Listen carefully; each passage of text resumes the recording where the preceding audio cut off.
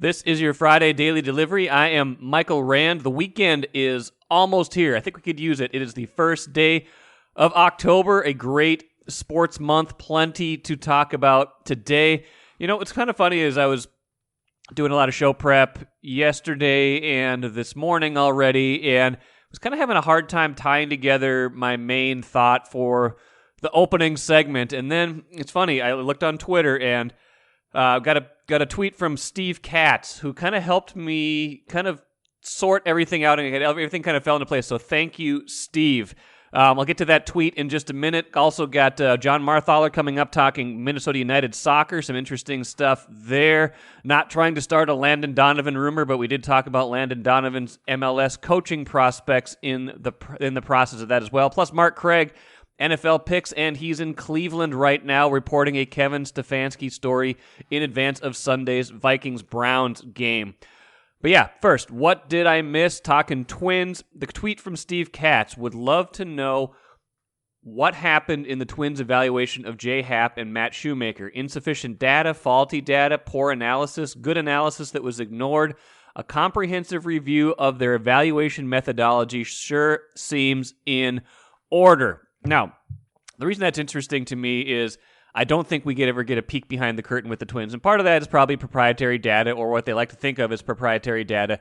They have their methods, they have their way of doing things, and they think it's, every team probably thinks there's a certain secret sauce to what they're doing, and they don't want to tell everybody what they're doing.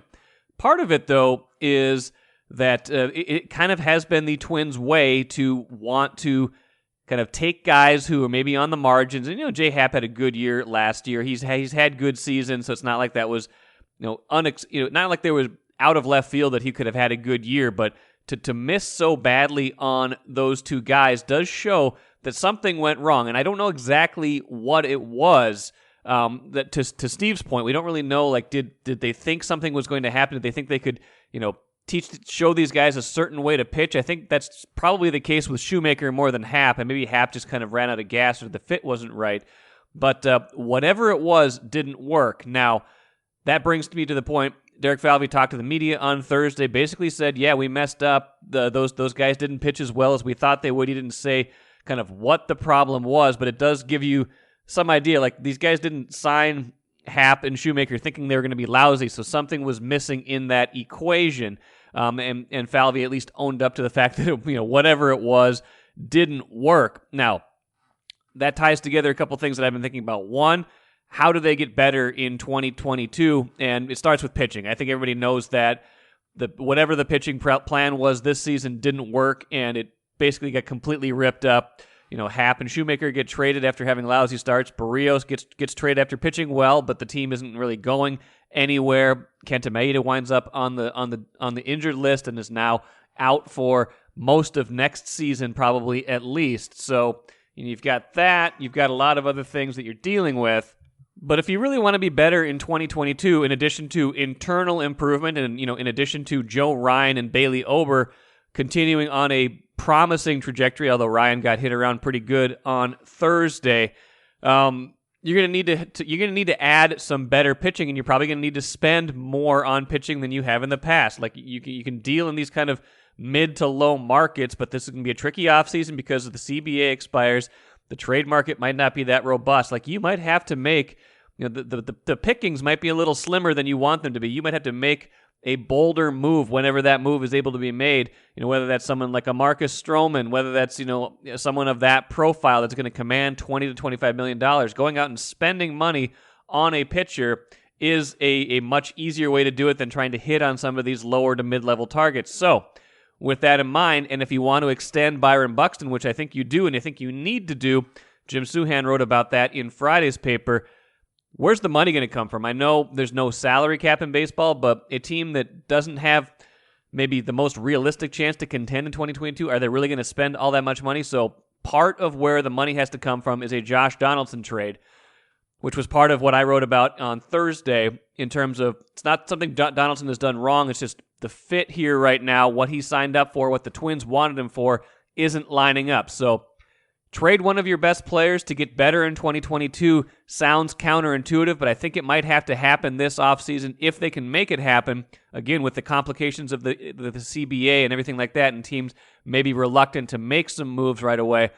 That's going to help them get better in the short term and the long term because it's going to allow them to sign Buxton and maybe add some pitching that they need. So until they figure it out, until they figure out whatever went wrong in their evaluation, probably the easiest way is to throw some money at the problem, and the best way to do that is to free up some money on the other side.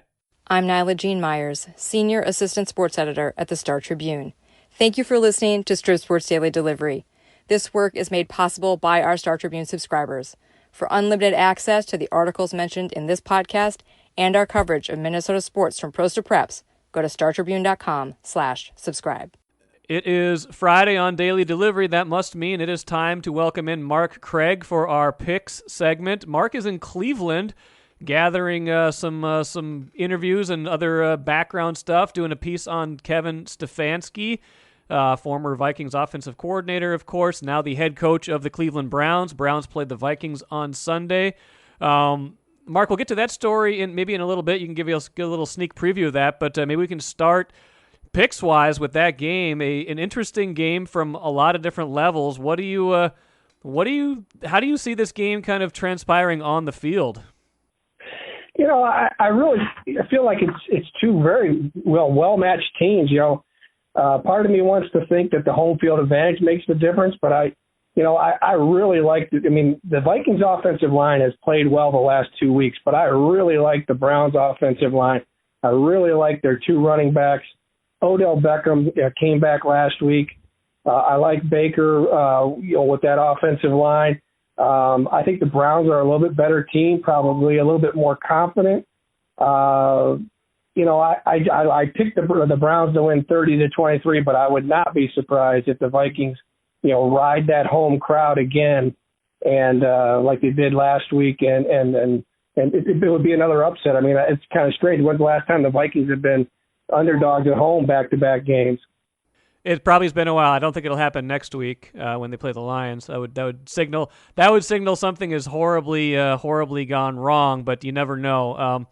Yeah, it's an interesting game. I feel like you're right. Cleveland on both sides of the ball on the line of scrimmage is got some talent. Their defensive line could give the Vikings some problems. I think you're right. The offensive line for the Vikings has played much better in the last 2 weeks, cleaned up some of those pre-snap and post-snap penalties from week one. I imagine that might kind of tell the story of the game, is how those lines play. And if you go into it thinking the Browns have maybe the edge there, is that maybe that kind of informs your overall opinion?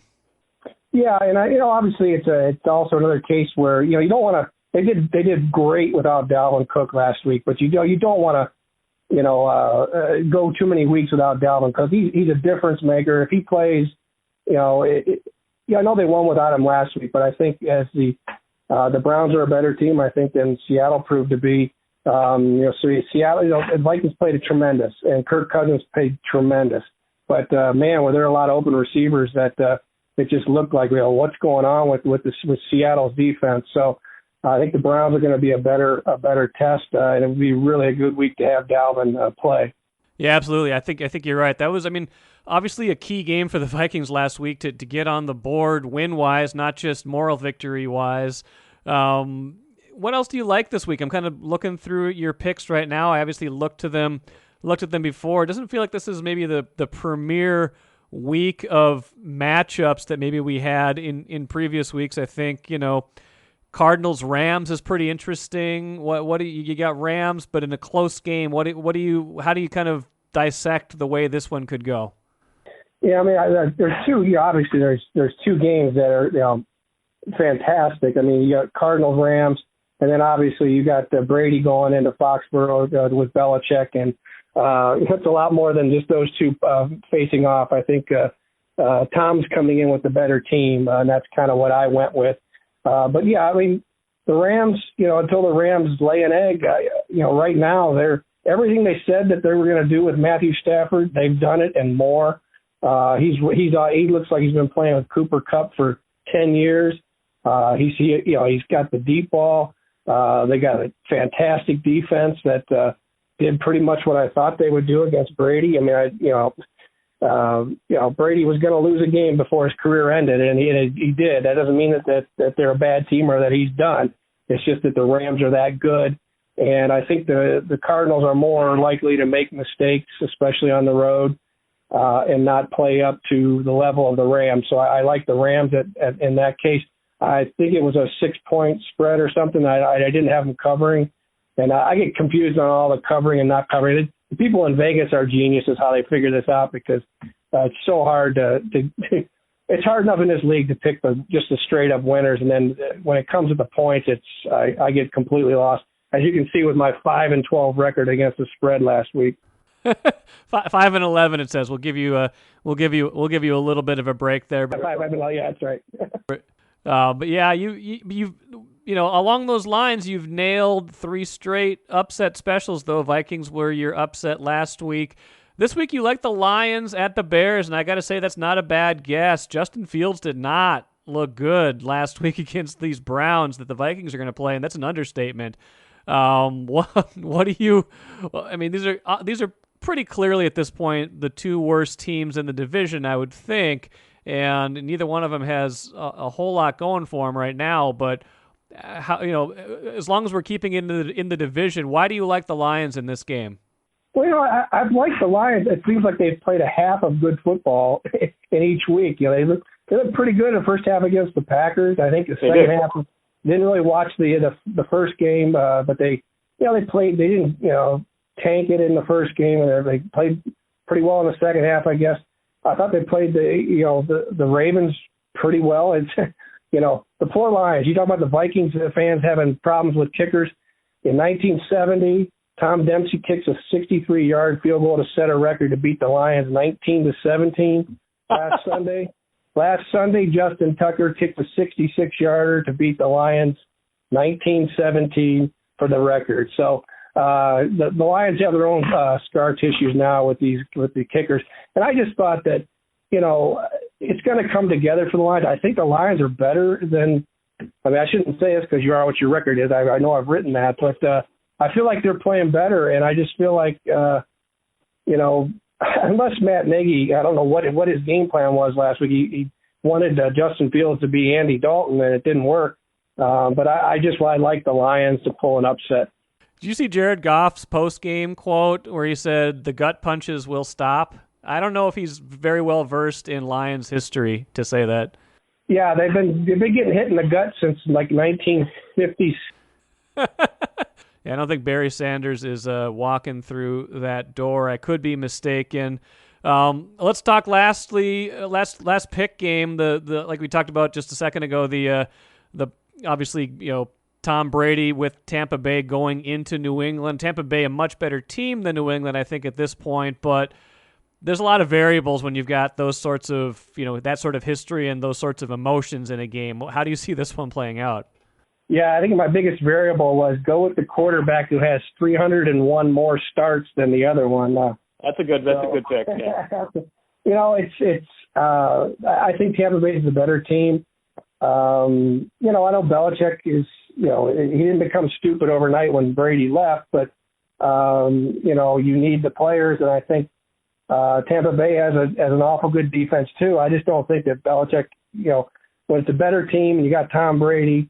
And a defense, and you have a quarterback, as polished as he was in the preseason. He's played a little bit like a rookie last week, and that's not going to go away overnight. And that's why I like the Buccaneers, even though it's prime time on the road. Yeah, I think so too. Although I've got a few kind of lingering questions about Tampa Bay. It wouldn't surprise me if New England wins that game, but I think you're right. Bet against Tom Brady at your own risk. Lastly, Mark, like I said, you're in Cleveland, kind of gathering string, as we say in the industry, for this Kevin Stefanski story that will be in the Star Tribune, StarTribune.com this weekend, Sunday's paper. Obviously, you knew Stefanski already from his time here. What else have you been able to glean from your time in Cleveland with Stefanski and some of the other former Vikings that are out there now? Yeah, it seems like it's Vikings East, sitting down with Ariel Prefer and Joe Woods and Chad O'Shea and everybody, talking to Case and Afadi, and it's good. And then Kevin, we sat down and talked today. He's such a survivor. I mean, he's so old school, but he's young. You know, I mean, it's a story about a guy just perseveres, like a flatline guy that's just got this personality that just oozes this confidence, but this quiet resolve that just universally is respected. And like I said, I don't want to give away what we're going to be writing about, but it was interesting to talk a little bit about his feelings when Zimmer blocked him from going to New York, and the initial feeling, and how much he admitted he was not happy, and the fact that he he feels that it ended up being for the better because he got another year, and it happened to be a year under Gary Kubiak. And so you look at all the, that this guy has had in his career to work with, and the completely different offenses from Norv Turner to Pat Shurmur. Did a summer internship with the Eagles under Andy Reid, which got him the job with Childress. So he has West Coast, he has the Zampese, Norv Turner offense, Gary Kubiak offense.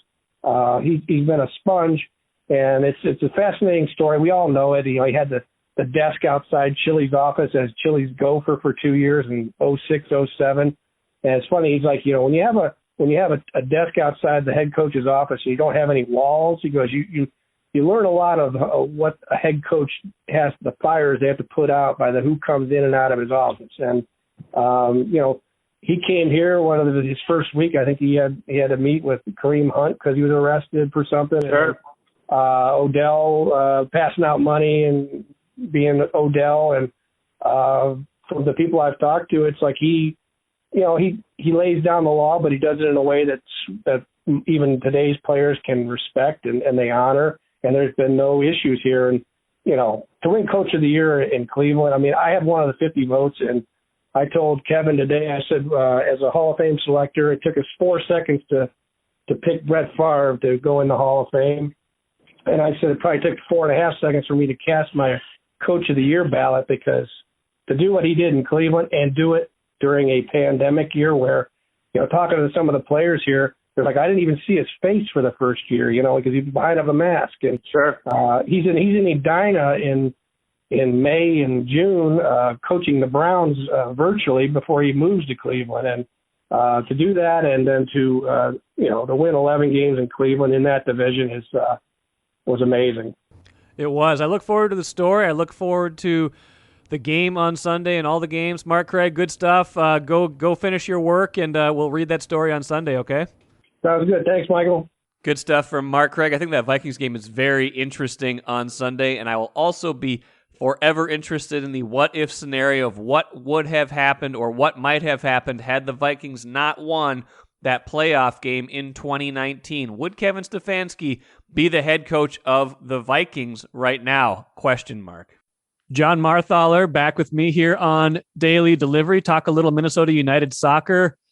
John, disappointing result for the Loons on Wednesday, 3-1 away loss to DC United. They're one of their United brethren. Been a little problem for them winning on the road, especially lately, and they'll have to do that this weekend when they play Dallas. Let me start with that match, and you can even go back a couple matches before that when things seem to be picking up. What did we see in that 3-1 loss, and should we be particularly concerned about anything that we saw there?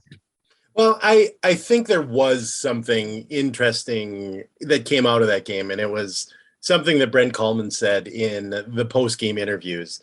There's a lot of talk about the formation that Minnesota United came out. They played 5 defenders, which they don't usually do. They've done it at the end of games a fair number of times, but they don't usually start the match with it. And the point of it was, as Kallman said, the point was to try to play a little more directly, to try to hold it down. DC is a high pressing, high pressure kind of club. And so the idea was to invite some of that pressure in and then counterattack a little bit, because DC tends to only play 3 guys at the back and push everybody else up. At times, DC looks like they're playing 5 different forwards. So that was the plan. it didn't really work out. Obviously, they lost 3-1. But I thought the interesting thing that Coleman said was he was talking about how it seemed like DC was winning every 50-50 ball and winning all the second balls. And what he said was in the second half, it started to feel like luck, like they were just getting lucky and the ball was bouncing to them every time.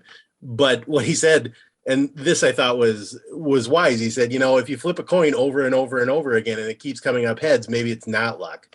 Maybe they are hungry, or maybe they want it more. And I think that is the thing that Minnesota needs to fix more than anything. The last couple of road games they played, they lost 4-0 in Kansas City. They lost 3-1 to DC. And at some point you look and say, are they really bringing that competitiveness that they need to in those road games? Now they lost in Seattle before that, and they played pretty well. And before that they won in Houston. So it's not necessarily an ongoing long-term problem, but you certainly have to look at that and say, what is causing that and how can they get out of it? Their next two road games are against Dallas and Austin, who are two of the bottom teams in the Western Conference. They need to, especially if they want to get into a home playoff game, get into the top four in the Western Conference, they need to win those games.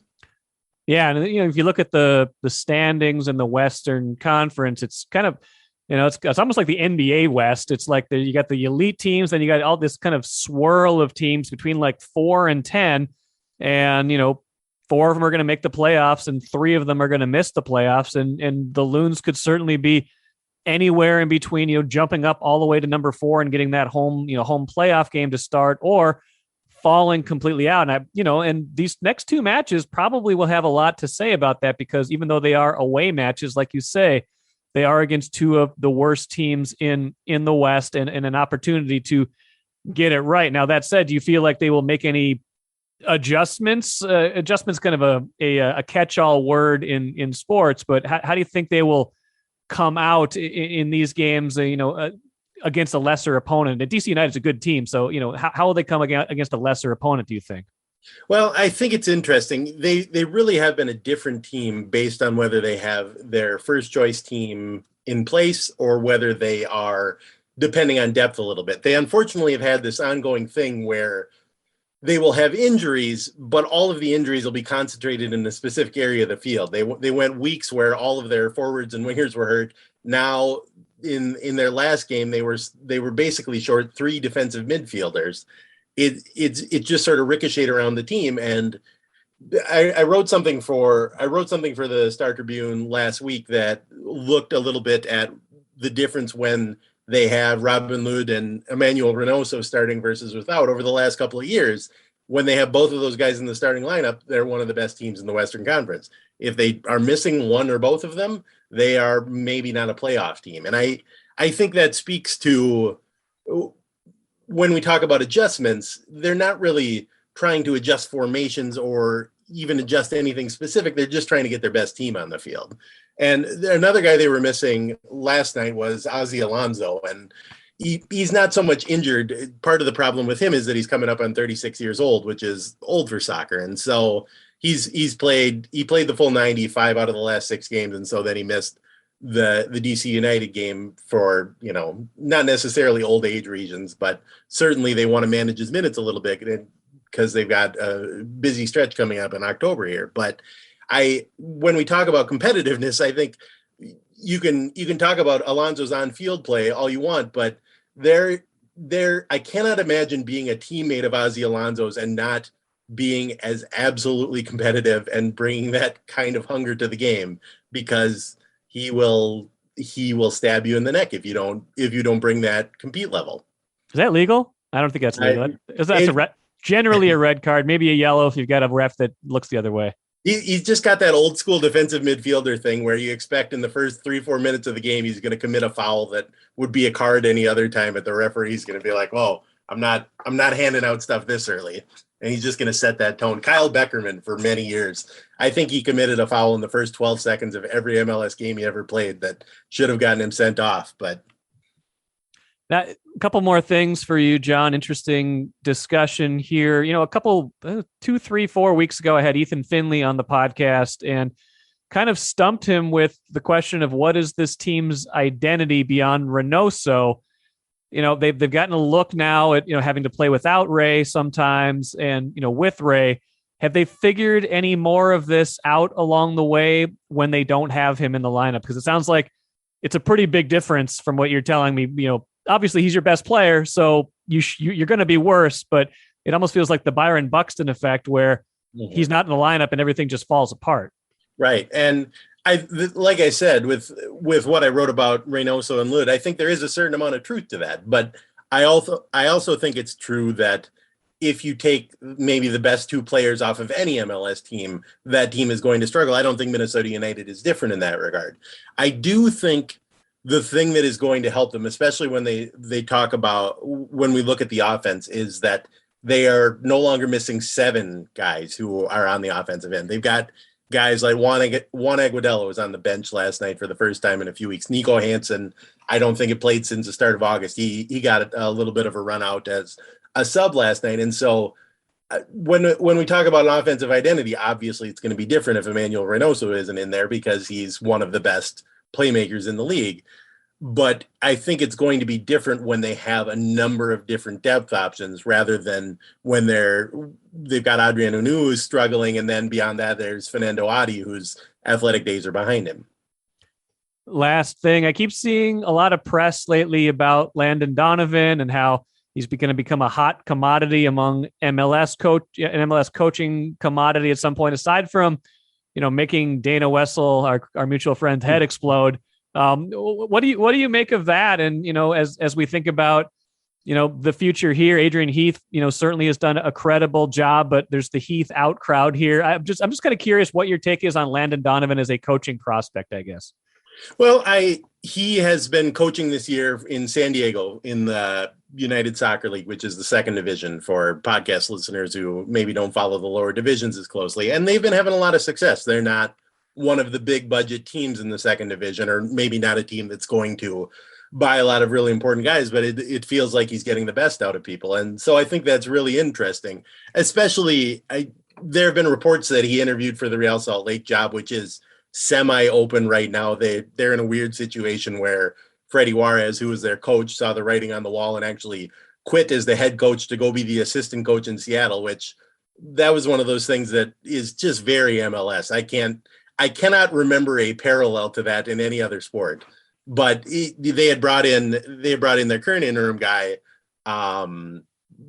sort of at the start of the season. And I think Juarez saw the writing on the wall. So that job is open-ish. I'm not sure how open it is. I don't know. There were reports that he interviewed in Salt Lake, but I don't know where that process actually exists. That said, in the last 2 weeks, Cincinnati and Chicago have both fired their coaches. And I guarantee you that at least one and probably both of them are going to at least interview Donovan for that position. And I think he's an interesting coaching candidate.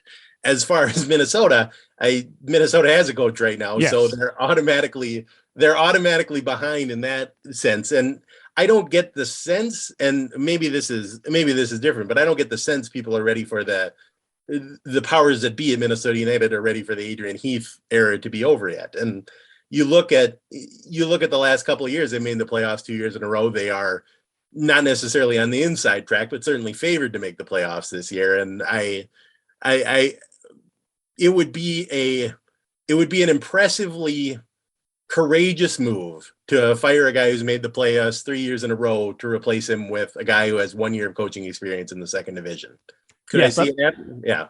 Yeah. I guess I'm not trying to start a rumor here. More interested in Landon Donovan as bringing him to MLS would be an interesting kind of dynamic for that league, kind of give them some star power in the coaching ranks too, which would be, wouldn't hurt necessarily along those lines. I could see him being successful in MLS, sort of in that sort of understated Brian Schmetzer in Seattle way, where he's maybe not the biggest name or the most bombastic guy like Bruce Arena in New England or whoever, but he's just sort of that understated guy who manages people well and his teams just win. I like those guys. Well, we will see. We'll see what's in store the rest of the year for the Loons. Jon Marthaler, good stuff. We'll do this again soon, all right? That sounds great. Thanks, Mike. That Dallas match is 7 p.m. Saturday. It's a big one. Loons down to 7th in the Western Conference table now. They got a game in hand on a lot of the teams they're chasing up above them, which is good, but just 3 points clear of Vancouver, and Vancouver has also played 26 matches. Vancouver, the number 8 team. So got to start stacking up some points here, especially in road games, if they are going to at least make the playoffs this season. Let's finish with the cooler. NBA vaccination, the story that keeps going. I got 2 thoughts on it. 1, Andrew Wiggins and Kyrie Irving, separate coasts. Both of them not vaccinated, in danger of not being able to play in home games because of local health ordinances.